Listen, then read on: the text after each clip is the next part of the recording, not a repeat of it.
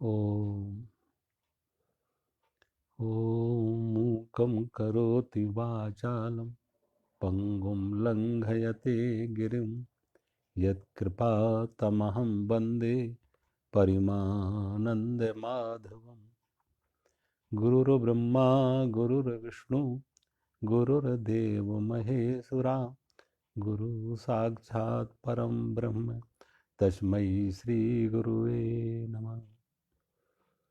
सर्वे भवन्तु सुखिनः, सर्वे सन्तु निरामया, सर्वे भद्राणि पश्यन्तु मा कश्चित् दुःखभाग् भवेत्। कर्पूरगौरं करुणावतारं संसारसारं भुजगेन्द्रहारं सदा वसन्तं हृदयारविन्दे भवं भवानी सहितं नमामि। ओम शांति।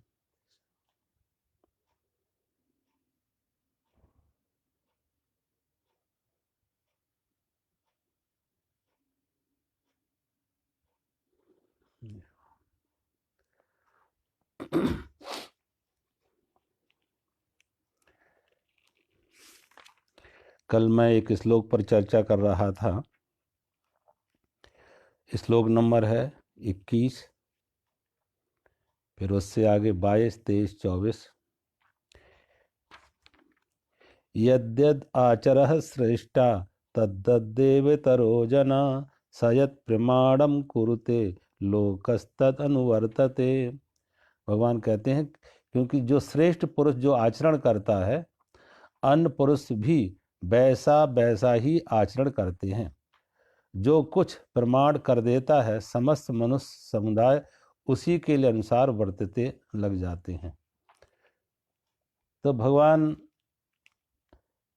खुद बीच में अपना उदाहरण भी देते हैं, तो कहते हैं जो श्रेष्ठ व्यक्ति जैसा आचरण करता है, दूसरे उसका अनुगमन करते हैं, उसकी नकल करते हैं। इसलिए भगवान कहते हैं कि दूसरे लोगों तुम्हारा जो अनुसरण करें, अनुगमन करें, तो जो श्रेष्ठ लोग हैं उनको वैसे आचरण करना चाहिए जो दूसरों से वो अपेक्षा रखते हैं। दूसरों से अब जो अपेक्षा रखते हैं कि वो वैसा व्यवहार करें, वैसा कर्म करें, वैसा उनका आचरण हो।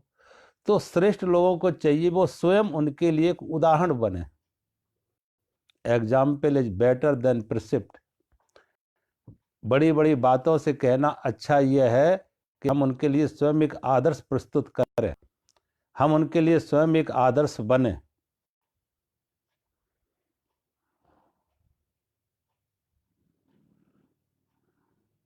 अब आप देखें, परिवार में ही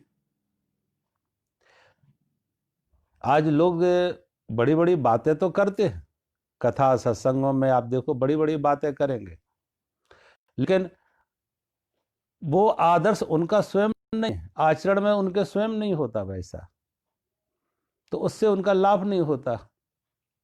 जो अनुयायी है वो भी जब आचरण में उतारने की बात सुन तो लेते, ठीक है, लेकिन जब आचरण में उतारने की बात आती है तो वो दूसरे तरफ भी देखते हैं कि जो व्यक्ति बोल रहा है क्या उसके आचरण में वो है, और अगर उसके आचरण में वो नहीं है तो दूसरे पर, अनुयायियों पर कोई असर नहीं होता। अब आप देखें घर परिवार में ही जब हम आप छोटे होते हैं, बच्चे होते हैं, तो हमारे लिए आदर्श क्या है? हमारे माता पिता। हमारे माता पिता हमारे लिए आदर्श है। तो बच्चा पहले कहाँ सीखता है? अपने माँ बाप से सीखता है। माँ से सीखेगा, पिता से सीखेगा, परिवार से सीखेगा कि हमारे परिवार के लोगों का आचरण कैसा है, और वैसे ही उसमें अच्छे और बुरे संस्कार बन जाते हैं। अगर माँ बाप में ही आचरण में शुद्धता ना हो, उनके आचरण बिगड़े हुए हों, तो बच्चों से क्या अपेक्षा कर सकते हैं? इसलिए खास तौर से हमारे यहाँ पहले से परंपरा थी, और ये माता पिता को कहा जाता था कि आप अपने जो संतान को जन्म दे रहे हैं, तो संतान को जन्म देना ही तुम्हारी मात्र जिम्मेदारी नहीं है, उनको संस्कार देना भी तुम्हारी जिम्मेदारी है। और वो जन्म तो तुमने दे दिया, एक बायोलॉजिकल कारण बन गया कि जन्म तुम्हारे माता पिता के माध्यम से संतान को हुआ, लेकिन संस्कारों का जन्म हो, वो बच्चे हमारे आचरण से सीखते हैं, हमारे व्यवहार से सीखते हैं कि माता पिता का व्यवहार कैसा। तो कोई एक बच्चा कहीं सिगरेट पी रहा था, बीड़ी पी रहा था, चुपके चुपके छिप के, तो किसी ने देख लिया कि इसके पिता को जाके शिकायत करे कि बच्चा आपका बिगड़ रहा है, आपका बच्चा बिगड़ रहा है, माँ बाप को जाके खबर करें कि चुपके से छिपके बीड़ी सिगरेट पीता है। जब वो पिता के पास कहने के लिए आया, शिकायत करने, तो देखा पिता मात्र सिगरेट ही नहीं पीते, शराब भी पीता। अब वो शराब भी पीता, बाप सिगरेट भी पीता, तो अब इस पिता से क्या कहा जाए। और प्राय आप देखेंगे जब कहीं ऐसी आदतें लोगों में आती हैं तो वो परिवार से ही सीखते। आज तो बुराइयों को, दुर्गुणों को भी हमने एक स्टेटस सिंबल बना दिया। कोई संकोच, शर्म, नैतिकता जैसी कोई बात ही नहीं। आज आप देखें जहां शादी विवाह होते हैं, उन्हीं शराब के स्टॉल लगे होते हैं। शराब के स्टॉल पे बाप भी पी रहा शराब और बेटा भी पी रहा, ससुर भी पी रहा, दामाद भी पी रहा शराब। अब सोचो, अब अगर शराब को भी बाप बेटे एक टेबल पर बैठ कर शेयर कर रहे हैं, ससुर दामाद एक टेबल पर बैठ कर पी रहे हैं, तो अब उनके अंदर जो संकोच था और अनैतिकता का भाव था, जो ये गलत है, ऐसा मैं कर रहा हूं, ये गलत होने का उनके अंदर एक अपराध बोध था, वो खत्म हो गया कि तो समाज में स्वीकृत है। अब बड़े लोग भी वैसा ही कर रहे हैं। तो जैसे बच्चों के लिए हमारे बड़े लोग, माता पिता हमारे लिए आदर्श हैं, श्रेष्ठ हैं, बच्चे उनसे सीखते हैं। और फिर वो बच्चे जब बड़े हो जाते तो स्कूल में जाते हैं, कॉलेजों में जाते हैं, अध्यापकों से सीखते हैं, टीचरों से सीखते हैं। अब जैसी हमारे यहाँ उस समय व्यवस्था होती थी गुरुकुल अवस्था में कि बड़ी उम्र के टीचर होते थे और उनके स्वयं के जीवन बड़े नैतिक, परिष्कृत, शुद्ध होते थे, बड़े साफ सुथरे धुले हुए। लेकिन आज देखें आप, जिस सिनेमा में बैठ के स्टूडेंट सिनेमा देख रहा है, उसी सिनेमा में प्रोफेसर भी देख रहा है, अध्यापक भी देख रहा है, टीचर भी देख रहा है। और जिस तरीके की दृश्य आते हैं और वो दृश्य बड़े अनैतिक होते जाओ, कामुक होते हैं, अनैतिक होते हैं,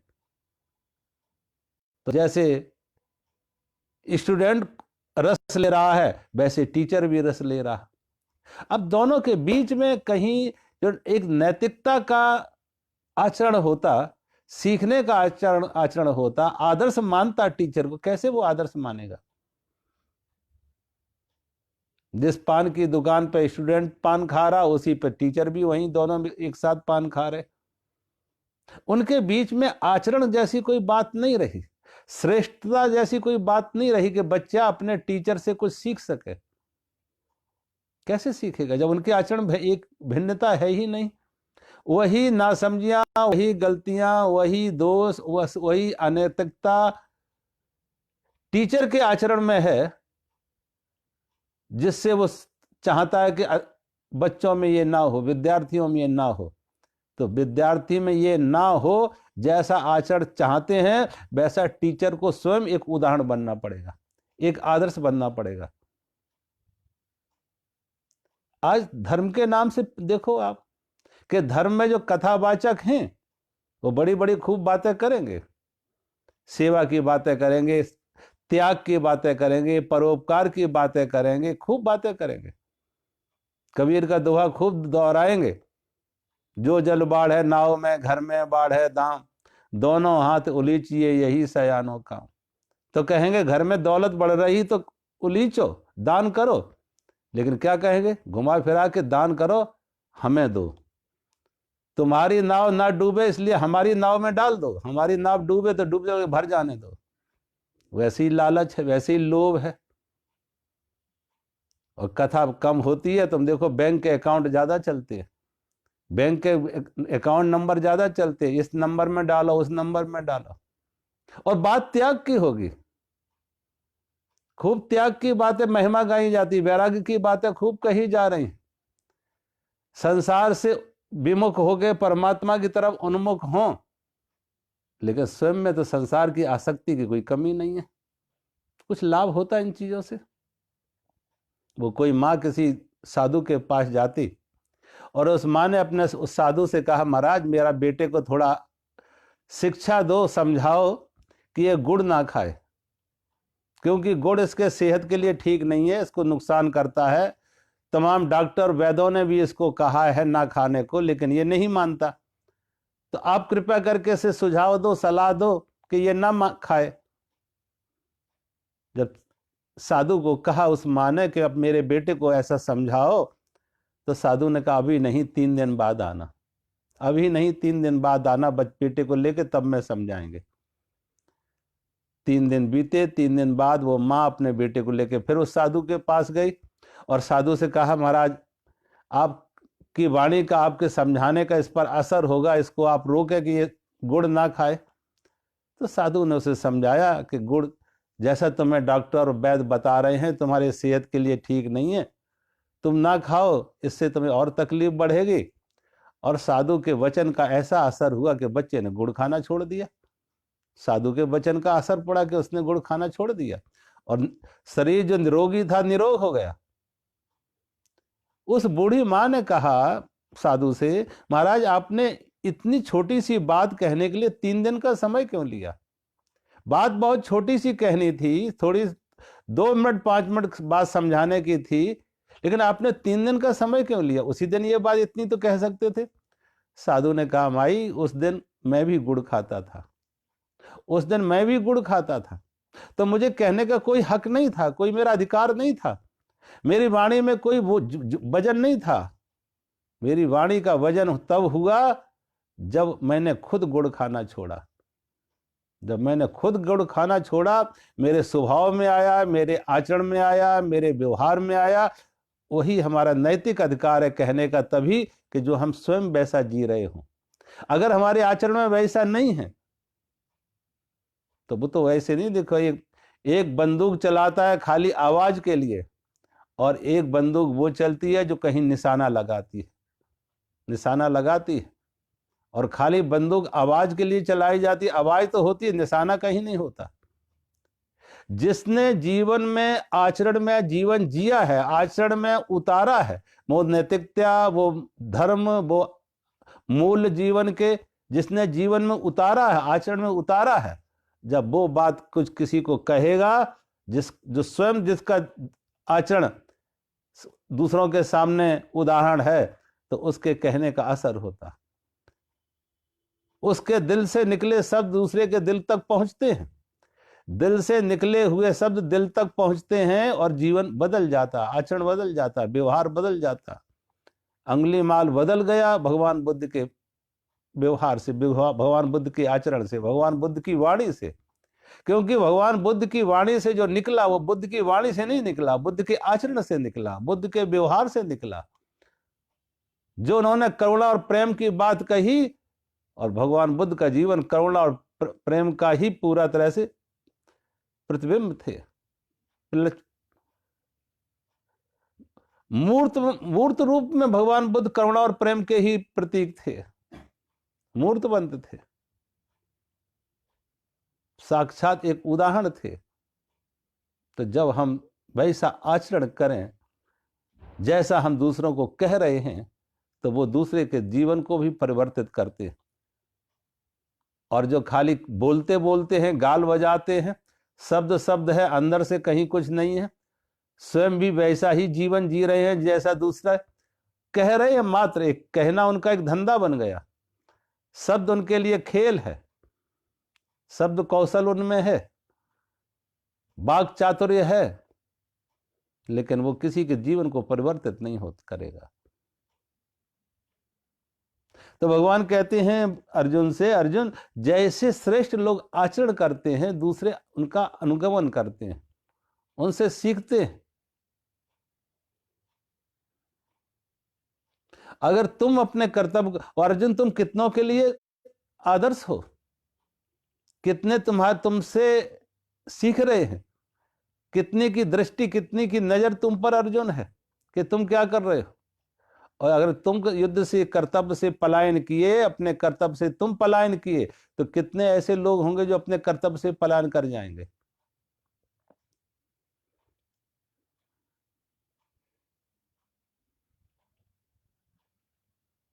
इसलिए भगवान कहते, फिर भगवान स्वयं अपना उदाहरण भी देते, और भगवान अर्जुन को कह रहे, अर्जुन अगर भगवान भी अर्जुन को कह रहे हैं तो कहीं भगवान के भी तो वो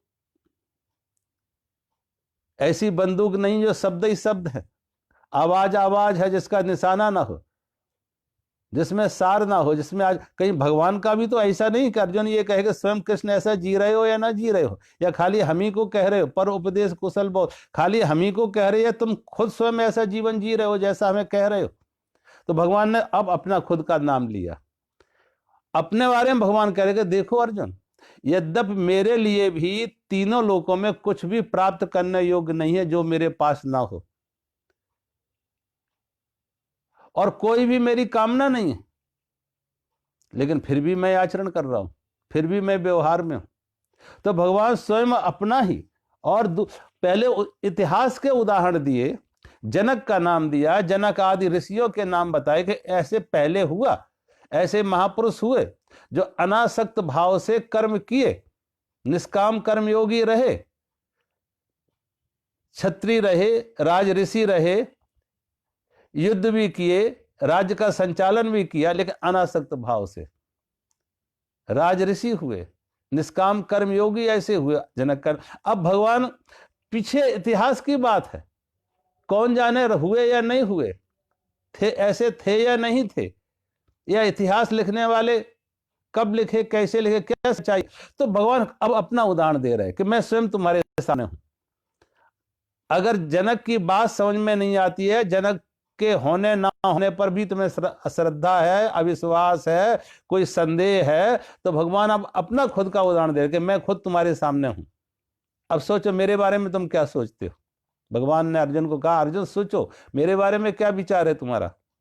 तो भगवान कह रहे हैं, ना मे पार्थास्ति कर्तव्यम त्रिशुलोके न किंचन नानवाप्तम अवाप्तव्यम वर्त एव च कर्मणि। भगवान कह रहे, हे अर्जुन, मुझे इन तीनों लोकों में ना तो कुछ कर्तव्य है और ना कुछ अप्राप्त वस्तु अप्राप्त है, तो भी कर्म में ही वर्तता हूं। भगवान कहते हैं, देखो तीनों लोकों में मेरी कुछ भी कर्तव्य नहीं है।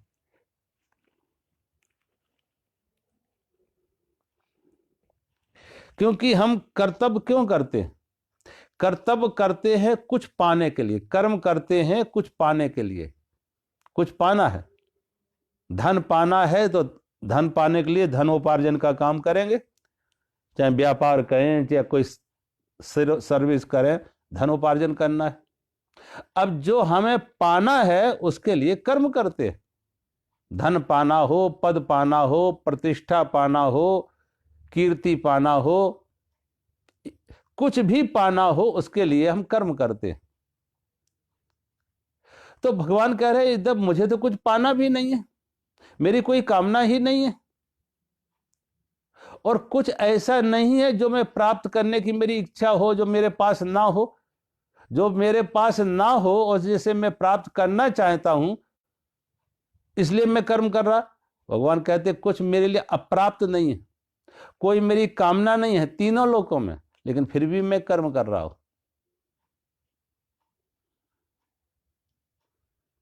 देखो भगवान ने जब बाल्यावस्था में मथुरा में थे, वृंदावन में थे, इतने असुरों का संहार किया, किस लिए? कुछ पाने के लिए नहीं। मथुरा में कंस का वध किया, और कंस का वध करके कंस का राज, स्वयं राजा बन सकते थे कृष्ण स्वयं भी राजा बन सकते थे, लेकिन कृष्ण स्वयं राजा ना बन के भगवान कृष्ण ने महाराज कंस के ही पिता महाराज उग्रसेन को राजा बनाया, स्वयं राजा ना बने।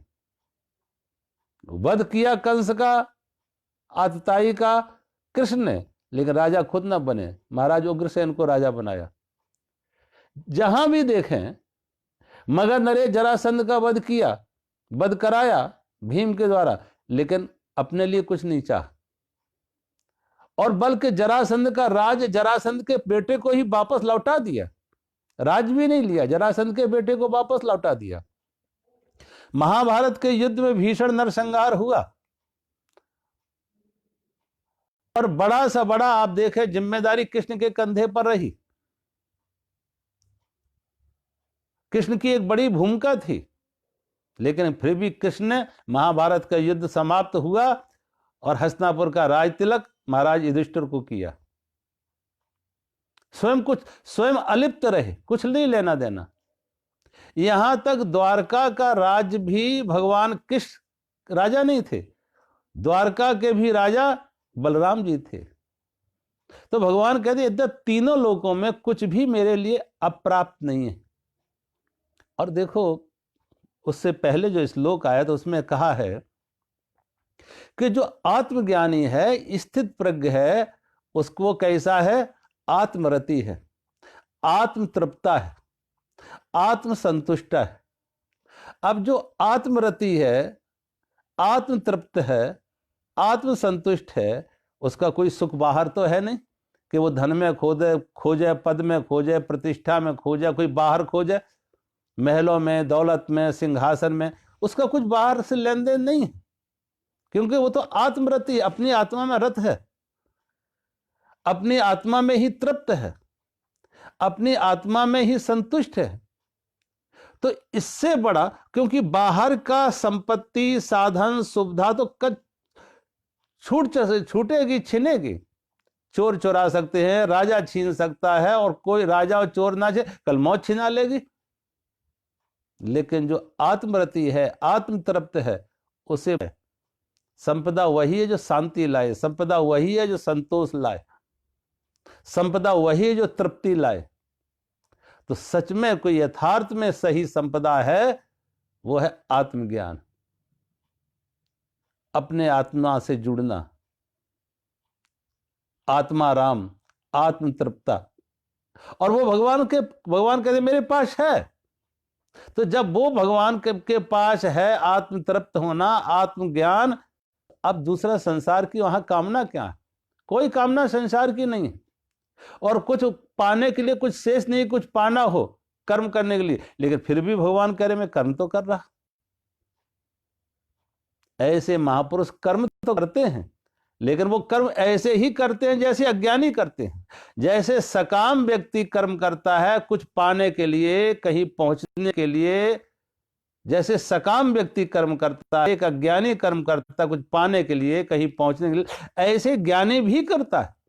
ज्ञानी और अज्ञानी के कर्म में कोई अंतर नहीं है, कर्म दोनों कर रहे, अज्ञानी भी कर रहा, ज्ञानी भी कर रहा। अज्ञानी सकाम से कर रहा है, कामना को की पूर्ति के लिए कर रहा है, और ज्ञानी उसे लीला समझ के कर रहा, खेल समझ के कर रहा।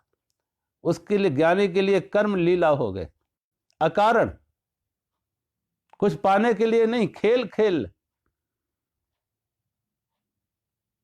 आप देखो कभी, इसलिए भगवान कृष्ण के जीवन को हमने लीला कहा, भगवान राम के जीवन को हमने लीला कहा, भगवान बुद्ध के जीवन को हमने लीला कहा।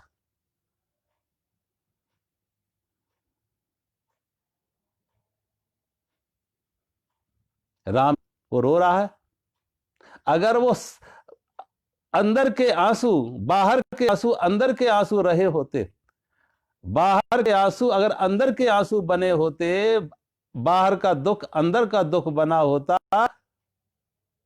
तो शायद वो डायलॉग ना बोल पाता, ये सारे डायलॉग भूल जाता। अंदर से वो शांत है, अंदर वो होश में है, स्वस्थ है, ठहरा हुआ है, तो तभी ये बाहर से उसके डायलॉग निकल के आ रहे। और इतने शायद राम भी इतने अच्छे ढंग से नहीं रोए होंगे जितने अच्छे ढंग से ये रो रहा है, क्योंकि राम के सामने तो कोई ऑडियंस नहीं थी, यहां इसके सामने बड़ी ऑडियंस है, और जरा और जोर से रोएगा कि ऑडियंस सुन सके, और कई बार दोहरा दोहरा के रोएगा, क्योंकि ऑडियंस को सुनाना है, ऑडियंस को प्रभावित करना है। लेकिन जो इतने अच्छे ढंग से रो रहा है, बार बार रोने का अभिनय कर रहा है, लीला कर रहा है, वही आदमी जब पर्दे के पीछे कहता जाता तो कहता मेरा गला बैठ गया, जरा थोड़ा पहले पानी पिलाओ। कोई रोना धोना नहीं उसके लिए, ये सारा अभिनय था, खेल था, अब एक लीला थी। महापुरुष भी ऐसे ही आचरण करते हैं, जैसे सकामी व्यक्ति कर्म के लिए रत है, ऐसे निष्कामी भी, भगवान कहते हैं निष्कामी भी ऐसे ही निष्कर्म करते हैं। और भगवान ने खुद अपना उदाहरण दिया कि मैं भी ऐसे ही कर्म करता, लेकिन कुछ पाने के लिए नहीं, कुछ पाने के लिए नहीं, एक अभिनय के रूप में कि लोग हमसे सीखेंगे। और भगवान क्यों कहते तीनों लोकों में मेरे लिए कुछ पाने योग्य नहीं है? कहते हैं पहली बार जब यहूदियों के धर्मगुरु मोजेज सनाई पर्वत पर जाते, और जब सनाई पर्वत से वो नीचे उतर कर आते, जब गए थे मोजेज बनकर गए थे, और जब उतरे तो पैगंबर बन के उतरे, और उन्होंने कहा कि now I give you 10 commandment, now I give you law, मैं अब आपको कानून दे रहा हूं, विधि दे रहा हूं, और 10 कमांडमेंट। या यहूदियों के जो पैगंबर मोजेज ने किसी साधु से उनके बारे में पूछा, जैसे कोई कृष्ण के बारे में कहे, कृष्ण ये कह रहे कि तीनों लोकों में। अब कृष्ण की भाषा नहीं है, वो परमात्मा की भाषा है, वो ब्रह्म की भाषा है। कृष्ण एक व्यक्ति नहीं है, कृष्ण जसोदा नंदन कृष्ण नहीं है, देवकी नंदन कृष्ण नहीं है, कृष्ण कोई द्वारकाधीश कृष्ण नहीं है। कृष्ण परमात्मा के रूप में बोल रहे हैं। कहते तीनों लोगों मेरे लिए कुछ भी असंभव नहीं। जब ऐसी भाषा में किसी ने पूछा एक साधु से, क्या ये व्यक्ति का अहंकार नहीं है कि अपने को इस ढंग से कह रहा तीनों लोगों में मेरे लिए कुछ नहीं है? और मोजेज ने जैसे कहा कि मैं तुम्हें आई गिव यू लॉ, मैं आपको अब कानून दे रहा हूं, क्या करना क्या नहीं करना। तो किसी साधु ने कहानी सुनाई कि एक व्यापारी तीर्थ यात्रा पर जाना था। एक व्यापारी को तीर्थ यात्रा पर जाना था, तो तीर्थ यात्रा से पहले वो विचार करने लगा तीर्थ यात्रा लंबी होगी, समय ज्यादा लगेगा, तो उसकी तैयारी तो कुछ यहां करें, क्योंकि मेरे पीछे इतना बड़ा जो कारोबार है, इस कारोबार को कौन संभालेगा, इसकी व्यवस्था तो संभाली जाए, इसकी व्यवस्था कुछ की जाए। तो उस व्यापारी ने अपने एक नौकर को, जैसे उसने योग्य समझा, अपने नौकर को जैसे योग्य समझा, उसको गद्दी पर बिठाया, और उसको तो गद्दी पर बिठाया नौकर को, और मालिक पीछे बैठा, और मालिक सुनता रहा, देखता रहा कि नौकर कैसे व्यवहार करता। नौकर के पास कोई ग्राहक आता तो नौकर कहता कि मालिक इस भाव में नहीं देंगे, master will not give you at this price, master will not give you at this price, आपको मालिक इस कीमत पर नहीं देंगे, मालिक आपको इस कीमत पर नहीं देंगे। उसकी बोली भाषा में मालिक इस कीमत पर नहीं देंगे। 1 साल पूरा हुआ, दूसरी साल जब लगी तो वो उस नौकर की भाषा थोड़ी बदली, नौकर की भाषा बदली, और नौकर कहने लगा we will not give you at this price, we will not give you at, हम इस कीमत पर नहीं देंगे, हम इस कीमत पर नहीं देंगे। बोली भाषा बदली, जहां मालिक था अब हम आ गए, जहां मालिक था अब हम आ गए। और मालिक और प्रतीक्षा में है कि अभी और प्रतीक्षा करने पड़ेगा, अभी समय योग्य नहीं आया, समय उचित नहीं आया, और प्रतीक्षा करने पड़ेगी। 1 साल और प्रतीक्षा की तो नौकर की बोली भाषा फिर बदल गई। अब नौकर वो कहने लगा I will not give you at this price, I will not give you at this price, मैं आपको इस कीमत पर नहीं देंगे। तो मालिक ने कहा अब मेरा समय आ गया कि मैं यात्रा पर जा सकता हूं, अब ये व्यापार सुरक्षित है, अब मैं यात्रा पर जा सकता हूं, क्योंकि अब नौकर नौकर नहीं रहा, ये मालिक हो गया। I will not give you at this price, मैं इस कीमत पर नहीं दूंगा। भगवान कृष्ण की जो बोली भाषा है वो ब्रह्म की बोली भाषा है, परमात्मा की बोली भाषा। परमात्मा ही उतरा, अब कृष्ण नहीं बोल रहे, परमात्मा बोल रहा है, विराट बोल रहा है, और वही कृष्ण बोल रहे हैं। ये देवकी नंदन कृष्ण नहीं है, ये वासुदेव नंदन कृष्ण नहीं है, वो कृष्ण बोल रहे हैं जो कृष्ण कह रहे थे मेरा जन्म नहीं हुआ, मेरी मौत नहीं होगी, ना जन्म जायते मृते वा कदाचित। ये वो कृष्ण बोल रहे हैं जो कृष्ण ने कहा है कि नैनम छिदंती शस्त्राणी नैनम दहाति पावका नैनम क्लेदयन्त्यापा नैनम, कृष्ण वो बोल रहे हैं। ये वो कृष्ण बोल रहे हैं जिन्हें अग्नि जला नहीं सकती, शास्त्र काट नहीं सकते, वायु सुखा नहीं सकती, ये वो कृष्ण बोल रहे हैं। और वो परमात्मा कृष्ण बोल रहे हैं, ब्रह्म कृष्ण बोल रहे हैं, आत्मज्ञानी कृष्ण बोल रहे। तो भगवान कृष्ण कह रहे यद्यप तीनों लोकों में मेरे लिए कोई कर्तव्य कर्म नहीं है, और कुछ भी ऐसा नहीं जो प्राप्त करना है मुझे कर्म के द्वारा, लेकिन फिर भी मैं कर्म कर रहा। ऐसे महापुरुष कर्म करते हैं, इसलिए उनको कहते हैं अवतार। अवतार, अवतार का अर्थ है कि वो एक अभिनय कर रहे, एक लीला कर रहे। लीला तो कर रहे आम मनुष्य की तरह, आम प्राणियों की तरह उनका व्यवहार है, बोली भाषा है, आचरण है आम लोगों, लेकिन वो अलिप्त है, अनासक्त हैं, वो वीतरागी, अनासक्त होकर कर्म कर रहे, कामना मुक्त होकर कर्म कर रहे, लीला समझ के कर्म कर रहे, दूसरों के लिए एक उदाहरण बन जाए, दूसरे उनके आचरण दूसरों के लिए एक श्रेष्ठ आचरण देने के लिए कि यद्यत आचरण श्रेष्ठ। जब हमारा महापुरुष इसलिए कहते ना, जब जब हो ये धर्म की हानि, बाढ़ है असुर अधम अभिमानी, करहें अनीत जाए नहीं वरनी, सीधे विप्रधेनु। भगवान का अवतार किस लिए है कि धर्म की स्थापना के लिए।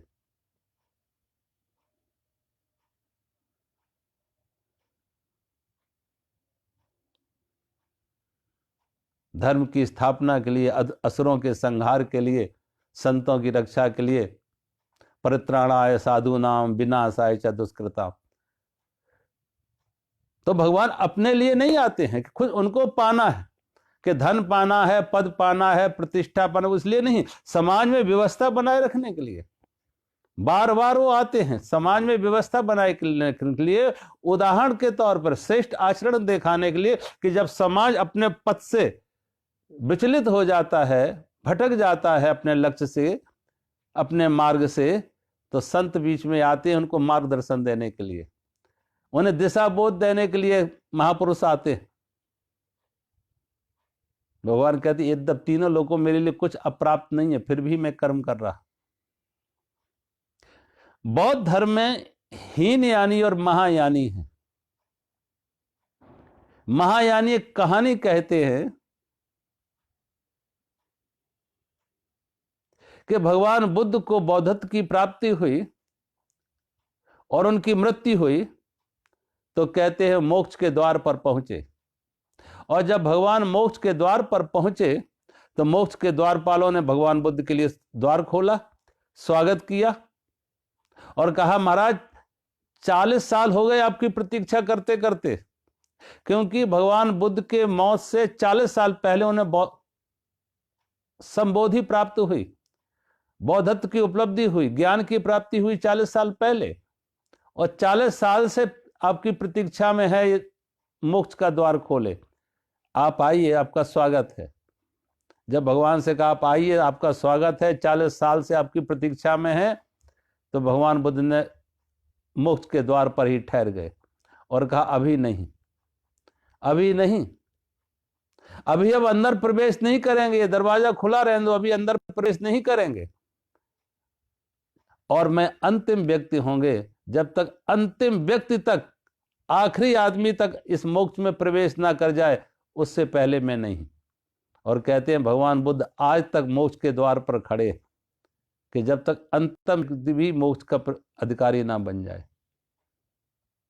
इन महापुरुषों की एक करुणा है, ये इन महापुरुषों का प्रेम है कि कोई भी मोक्ष के द्वार से बाहर ना रहे। हर व्यक्ति को मोक्ष का अधिकार मिलना चाहिए और वो द्वार पर खड़े हैं प्रतीक्षा में। भगवान बुद्ध की करुणा, इसलिए जब तक भगवान बुद्ध को संबोधि प्राप्त नहीं हुई वन में रहे, और संबोधि प्राप्त हुई तो वन में ना रह सके, बाहर निकल आए और बांटने लगे। वो जो उन्होंने पाया ज्ञान, जो पाया उन्होंने मार्ग, वो दिशा दूसरों को देने लगे, वो इशारे दूसरों को देने लगे। जो अमृत उनके अंदर से प्रकट हुआ, वो अमृत बाहर भी बांटने लगे कि दूसरे लोगों के अंदर भी उस अमृत की प्यास जगे, उस अमृत की खोज जगे।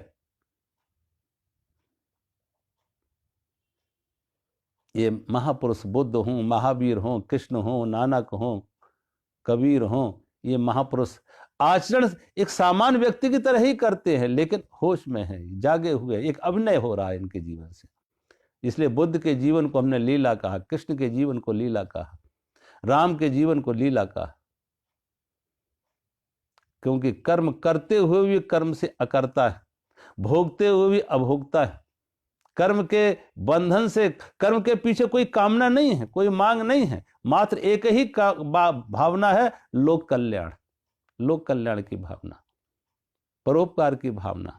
मार्ग, ये संसार के लोग, संसारी लोग अपने मार्ग से च्युत ना हो जाएं, पथभ्रष्ट ना हो जाएं, इसलिए भगवान रास्ते पर खड़े हैं उन्हीं के लिए, कि उन्हें दिशा देने के लिए कि आओ हम तुम्हारे साथ हैं, तुम अकेले नहीं, हम तुम्हारे साथ हैं, तुम्हारा हाथ पकड़ के तुम्हें आगे ले चलेंगे। उन्हें खुद कहीं नहीं पहुंचना, वो पहुंचे हुए हैं, लेकिन जो नहीं पहुंचे उन्हें दिशा कैसे दें, उनका हाथ कैसे पकड़े, उनके अंदर उत्साह कैसे पैदा करें, वो उनके लिए एक आचरण आदर्श बनते हैं, अपना आचरण दिखा के। अगले श्लोक में भगवान कह रहे हैं,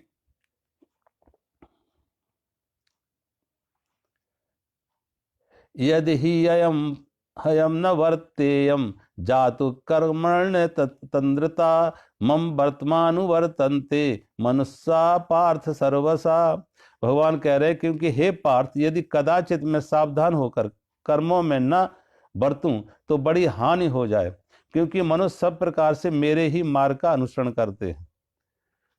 भगवान वही बात कह रहे हैं जो मैं कह रहा, कि भगवान कहते हैं अगर मैं ऐसा ना करूं बड़ी हानि हो जाए।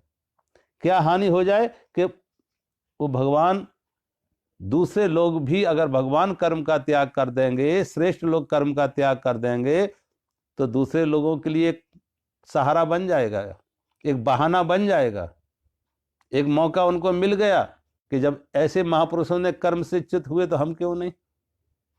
कहते हैं ना, जिन्हें हम श्रेष्ठ मानते हैं, अगर उन श्रेष्ठ पुरुषों के जीवन में, आचरण में कोई त्रुटि होती है, कोई गलती होती है, तो दूसरों के लिए कहने को हो जाता कि भाई वो भी तो ऐसा करते, तो उनको सुधारे कैसे, उनको नैतिकता की बात बताएंगे कैसे, उनके आचरण को शुद्ध करेंगे कैसे। इसलिए भगवान कहते हैं अगर मैं ना बरतूं तो बड़ी हानि हो जाए, समाज पथभ्रष्ट हो जाए, लोग अपने कर्तव्य से च्युत हो जाए। इसलिए भगवान कहते हैं उस हानि को रोकने के लिए, क्योंकि लोग मेरा अनुसरण कर रहे हैं, हम उनके लिए एक आदर्श है, तो खास तौर से जिन लोगों के सिर पर एक जिम्मेदारी होती है, उन्हें समझना चाहिए कि हम कितने लोगों की नजर हम पर है, कितने लोगों की नजर हम पर है, कितने लोगों के लिए हम आदर्श हैं, और कितने लोग हमें देखकर सीख रहे हैं। बहुत कम लोग होते हैं जो हमारी बात से सीखते हैं, ध्यान रखना।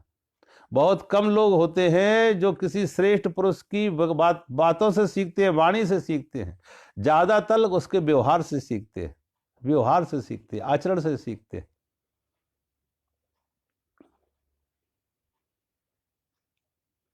इसलिए महात्मा गांधी प्रायः कहा करते थे कि मन भर वाणी से, विचार से, मन भर शब्दों से रत्ती भर व्यवहार ज्यादा प्रभावी होता। मन भर विचारों से, वाणी से, शब्दों से रत्ती भर व्यवहार, आचरण ज्यादा प्रभावशाली होता। Example is better than prescript. हम बड़े बड़े भाषण दें, उससे अच्छा है कि हम अपने आचरण से उनके सामने एक प्रस्तुत करें, आचरण प्रस्तुत करें कि हमारा आचरण कैसा, हमारा व्यवहार कैसा हो। इसलिए भगवान कहते हैं कि अगर मैं ऐसा ना करूं तो बहुत से लोग हमसे सीख रहे हैं, हमारी उनकी नजर हम पर है और उनके लिए वो बहाना बन जाएगा, कृष्ण ने ऐसा किया तो हम भी ऐसा करूं। आज तमाम लोगों को देखो ऐसे कृष्ण का बहाना करके तरह तरह की उपद्रव करते हैं। कृष्ण ने माखन चुराया तो वो कह रहे हम भी चोरी कर रहे, तो क्या बुराई, कृष्ण ने भी तो चोरी की थी। कृष्ण ने गोपियों को छेड़ा था, हम गोपियों को, किसी को, स्त्री को छेड़ दिया तो कौन सा गुनाह किया। अब कृष्ण ने कोई आचरण अपने बचपन में, खेल खेल में, अब उम्र कितनी थी, भगवान कृष्ण की जितनी भी ये बाल लीलाएं हैं सब 11 वर्ष उम्र से पहले की हैं। सारी की सारी भगवान कृष्ण की बाल लीलाएं 11 वर्ष की उम्र से पहले की, क्योंकि 11 वर्ष की उम्र पर भगवान ने कंस का वध किया और कंस का वध करने के बाद फिर भगवान ब्रज में नहीं रुके, संदीपनी ऋषि के आश्रम में जाते हैं, वहां विद्या अध्ययन किया और उसके बाद फिर उनका द्वारका में जाते। तो जितनी भी बाल लीलाएं हों, चाहे वो गोपियों के वरण की बात हो, चाहे माखन चुराने की बात हो, चाहे किसी गोपी को छेड़ने की बात हो, वो सारी बाल लीलाएं। और एक बच्चे की शरारत अच्छी लगती है, एक बच्चा शरारत करे तो अच्छी, क्योंकि वो बड़ा बच्चे के व्यवहार में शरारत है लेकिन मन में शुद्ध है, बच्चे के अंदर कोई वासना नहीं है, कोई कामना नहीं है, कोई बुराई नहीं है उसके मन में। चोरी, अगर वो माखन चुरा रहे तो कुछ चोर इसलिए नहीं कि चोरी चोरी के लिए चोर करे, वो खेल खेल में। और खास तौर से गोपियां चाहती हैं कि कृष्ण उनके घर आए कोई बहाने से, माखन चुराने के बहाने ही आए, गोपियां छेड़े उनको, कृष्ण छेड़े उनको। कभी कभी बच्चों की, छोटे बच्चे हों तो उनकी शरारत अच्छी लगती है। और देखो ये मनोवैज्ञानिक सत्य भी है कि जो बच्चा अगर बचपन में शरारती होगा तो जिसे हम शरारत कहते हैं, वो शरारत क्या है कि उनके अंदर एनर्जी ज्यादा है और एनर्जी की ओवरफ्लोइंग हो रही है, इनके अंदर एनर्जी बहुत ज्यादा है, ऊर्जा बहुत ज्यादा है, तो ऊर्जा की जो ओवरफ्लोइंग है उसे हम कहते हैं शरारत। और जो व्यक्ति बचपन में ऐसा होगा वो आगे भविष्य में भी बड़े काम कर सकता है, क्योंकि उसमें तीव्रता है, एक ऊर्जा है, एक गति है। अब देखो एक बंद गाड़ी, अब बंद गाड़ी ना पूरब जाएगी ना पश्चिम जाएगी, बंद कोई कार है, बंद कोई ट्रेन है, कोई गाड़ी है, ना वो पूरब जा सकती ना पश्चिम जा सकती, इंजन खराब है। और अगर उसका इंजन ठीक है, गाड़ी चलती है, तो बस जो पूरब जा सकती है वो पश्चिम भी जा सकती है, मात्र दिशा बदलनी है, क्योंकि उसमें गति है। ऐसे महापुरुषों में जिनमें गति है, ऊर्जा है, अगर वो गलत रास्ते पर हों, उनकी दिशा मोड़ दो तो अच्छे रास्ते पर भी उतनी गति से चलेंगे। अंगुलीमाल जितना बड़ा डाकू था उतनी बड़ा संत भी बन गया, अंगुलीमाल जितना बड़ा डाकू था उतनी बड़ा संत भी बन गया, अजामिल जितना बड़ा डाकू था उतना बड़ा संत भी बन गया, क्योंकि उसके अंदर ऊर्जा थी, एनर्जी थी, जो गलत रास्ते पर थी संत ने उसे सही रास्ते पर मोड़ दिया। तो जिन बालकों के अंदर एक ऊर्जा है, अगर वही शरारत की ऊर्जा अच्छे दिशा में मोड़ दो तो बड़े से बड़े वो काम करके दिखा सकते हैं।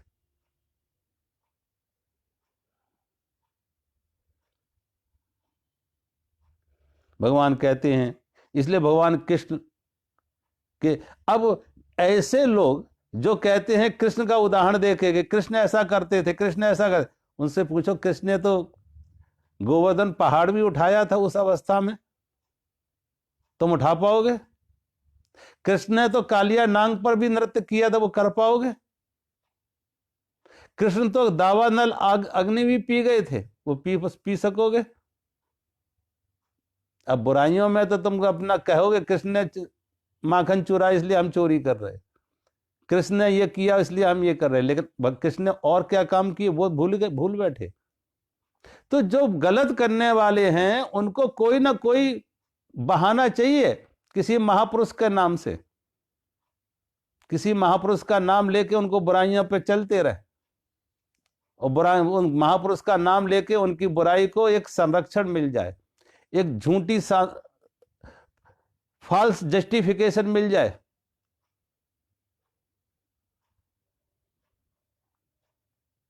तो भगवान कहते अगर अर्जुन मैं ये कर्म ना करूं तो ये बहुत बड़ी हानि हो जाए, क्योंकि जिनके लिए मैं श्रेष्ठ हूं वो सब मनुष्य सब मेरे मार्ग का अनुसरण करेंगे, और अर्जुन वही मैं तेरे लिए करेगा। तूने अपने कर्तव्य का पालन नहीं किया, युद्ध से विमुख हुआ, क्षत्रिय धर्म से तुम भागा, तो दूसरे लोग भी तेरा अनुसरण करके समाज में अन्याय बढ़ेगा, उत्पात बढ़ेगा। अगले श्लोक में भगवान कह रहे हैं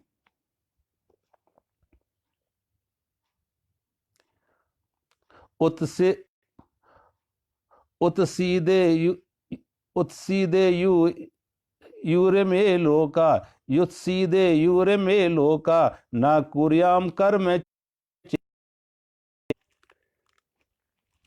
यदि मैं कर्म न करूं तो सब मनुष्य नष्ट भ्रष्ट हो जाएं, और मैं संकर्ता का करने वाला हूं, समस्त प्रजा का नष्ट करने वाला। भगवान कहते हैं अगर मैं कर्म ना करूं तो समाज में कर्म अव्यवस्थित हो जाए, अमर्यादित हो जाए, भ्रष्ट हो जाए, और जिसे कहते हैं संकर्ता, संकर, जो वर्ड संकर पहले शब्द आया था उसी को यहां भगवान ने फिर रिपीट किया है। क्या संकरता है? कि जो कर्म जिसे करना चाहिए वो कर्म वो ना करे, जो कर्म जिसे करना चाहिए, जो जिसकी योग्यता है, जो जिसकी पात्रता है, जो कर्म जिसके लिए है वो वैसा कर्म ना करे, उससे अलग कर्म करे। ब्राह्मण का काम क्षत्रिय करने लगे, क्षत्रिय का काम ब्राह्मण करने लगे, वैश्य का काम ब्राह्मण करने लगे और वैश्य ब्राह्मण का काम करने लगे। तो ये संकरता है, जिसकी जो जिम्मेदारी है, जिसकी जो योग्यता है वैसा कर्म ना करना।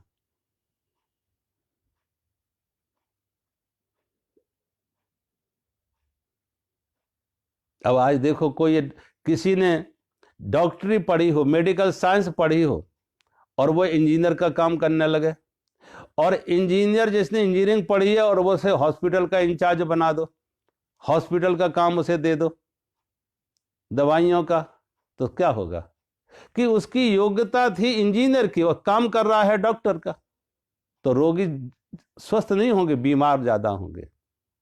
और जिसकी योग्यता थी मेडिकल साइंस की, डॉक्टर की, उसे काम दिया जा रहा है इंजीनियर का कि वो इंजीनियर का काम करे, तो सब भ्रष्ट हो जाएगा, सब अव्यवस्थित हो जाएगा।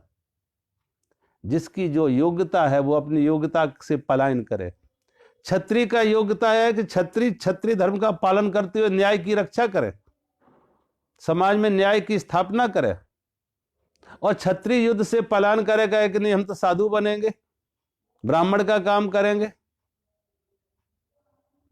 तो इसे वो भगवान कह रहे ये बड़ संकरता आ गई। जिसका जो स्वभाव है, जिसका जो स्वधर्म है, जिसका वो कर्म में रत हो, वो सही दिशा होगी। गुण स्वभाव कुछ और है लेकिन कर कुछ और रहा है। आज जिनको दुकान चलाना चाहिए वो दुकानें ना चला के पैसा कमाने के और साधन है, धर्म को उन्होंने दुकान बना रखी है।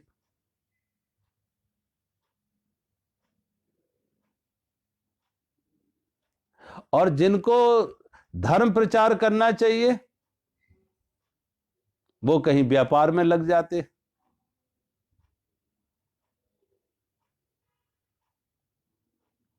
तो भगवान कहते सारी व्यवस्था अस्त व्यस्त हो जाती है कि लोग अपने अपने कर्तव्य कर्म से च्युत हो जाते हैं। और जब कर्तव्य कर्म से च्युत हो जाए तो समाज में उच्छृंखलता आ जाएगी, अव्यवस्था आ जाएगी।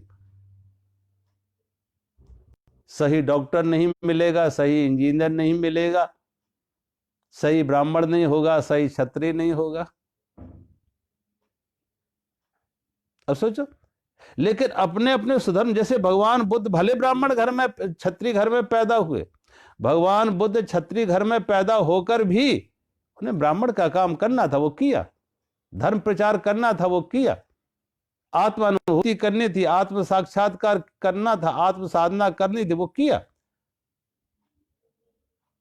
महावीर, भगवान बुद्ध और जैनियों में 24 तीर्थंकर सब राजा थे, राज परिवार में पैदा हुए, क्षत्रिय बन के पैदा हुए।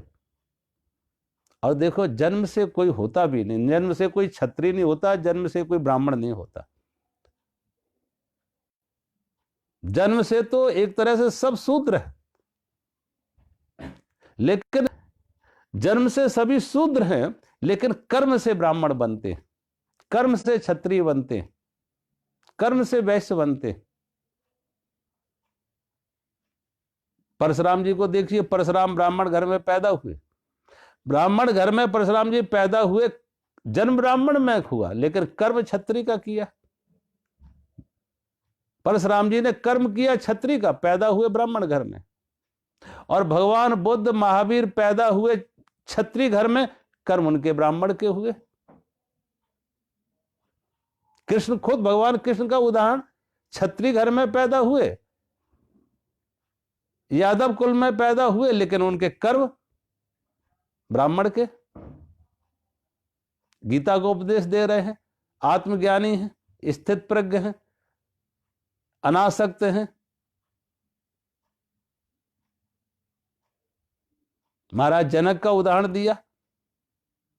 तो ऐसे ही भगवान कह रहे हैं कि अगर मैं अपने धर्म का पालन ना करूं, तो ऐसा आचरण करता हुआ व्यक्ति जो आचरण कर रहा है, तो वर्ण संकरता पैदा हो जाएगी। भगवान कहते हैं कि हर व्यक्ति का जो योग्यता कुछ और है, कर कुछ और रहा है। जैसे चित्रकार होना चाहिए वो कवि बन जाता, जैसे कवि होना चाहिए वो चित्रकार हो जाता।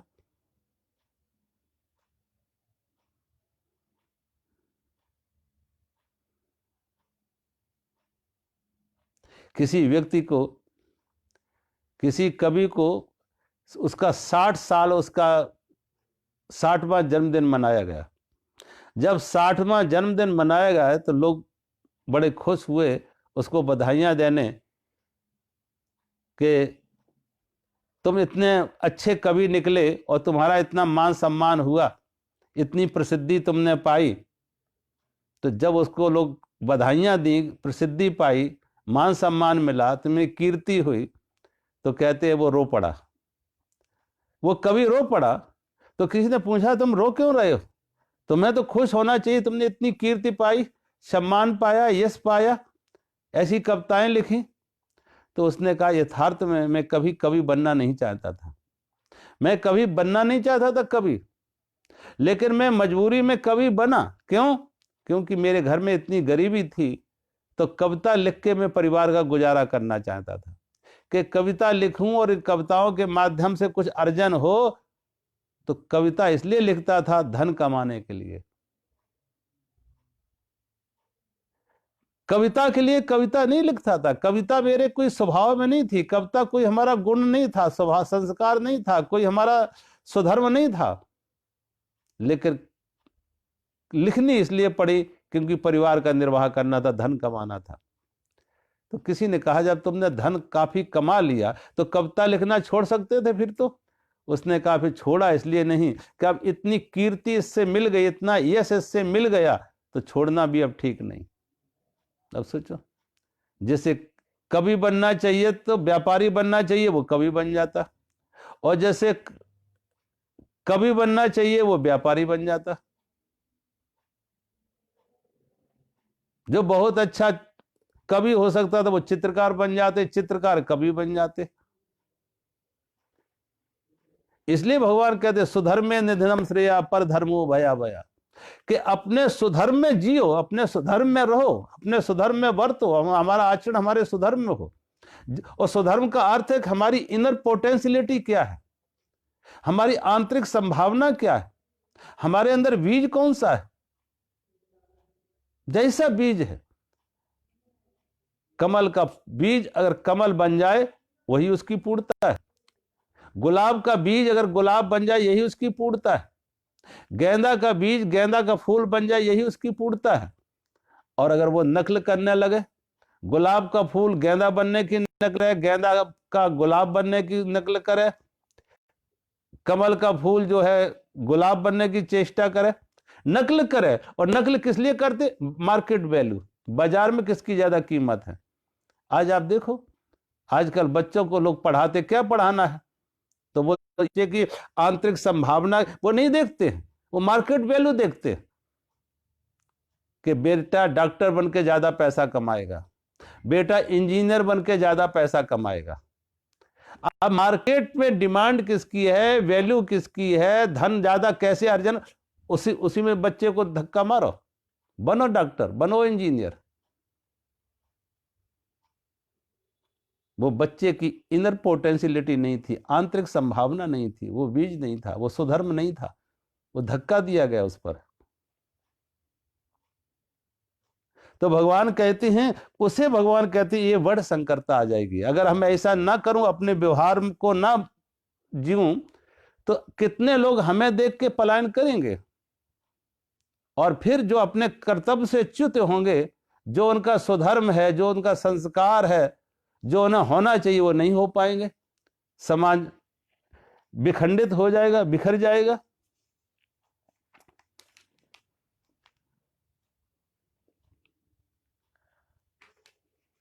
अगले श्लोक में भगवान कह रहे हैं, सकता कर्म विद्वांसो तथा कुर्वन्ति भारत, कुर्याद विद्वान तथा सक्त चिकीर्षु लोक संग्रहम।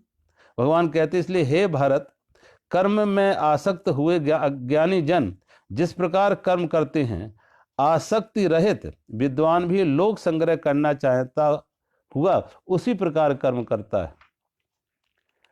अब भगवान कह रहे जो विद्वान है, अनासक्त है, वीतरागी है, वो भी कर्म इसलिए कर रहा, वो भी आसक्त की तरह कर्म कर रहा है, सकाम की तरह ही कर्म, यद्यप वो निष्काम है, यद्यप वो अनासक्त है, लेकिन कर्म उसके वैसे ही हो रहे जैसे कोई सकाम व्यक्ति कर्म को करता है, आसक्त व्यक्ति कर्म को करता है।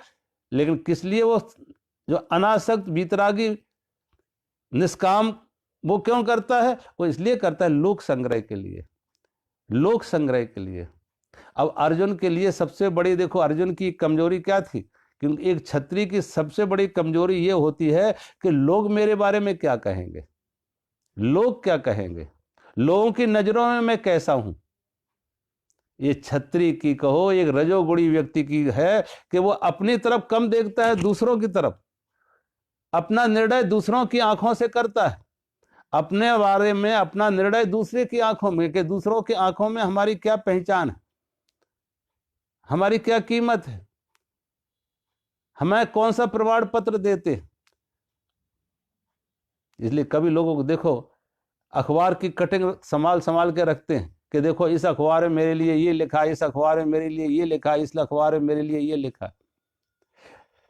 पब्लिक ओपिनियन क्या है मेरे लिए, जनमत क्या कह रहा है, दूसरे क्या कह रहे हैं। अब स्वयं पर उन्हें अपना भरोसा नहीं कि स्वयं में हम क्या हूं। वो पब्लिक ओपिनियन, अखबार की कटिंग उनकी पहचान बनाते हैं, लोक संग्रह। तो भगवान अर्जुन को अब लोक संग्रह की बात कह रहे हैं कि अर्जुन लोक संग्रह के लिए अगर तुम भटक गए तो तुम्हारे बारे में लोग क्या कहेंगे, पब्लिक ओपिनियन तुम्हारे लिए क्या होगी। आगे भगवान ने पब्लिक लोक संग्रह की बात की, इसलिए का लोक संग्रह करते हुए जो अनासक्त है, वीतरागी है, वो इसलिए भी अच्छे कर्म कर रहा है। अनासक्त है, निष्काम है, लेकिन निष्काम होते हुए भी, अनासक्त होते हुए भी कर्म वो वैसे ही कर रहा है आसक्त की तरह, क्योंकि लोक संग्रह होगा, उससे जन कल्याण होगा, लोक मंगल होगा, और लोग उसके बारे में अच्छी राह बनाएंगे, उसकी प्रशंसा करेंगे, उसके यश गीत गाएंगे। तो आज हम यहीं विराम देते हैं। मेरा सभी को प्रणाम। हरि ओम।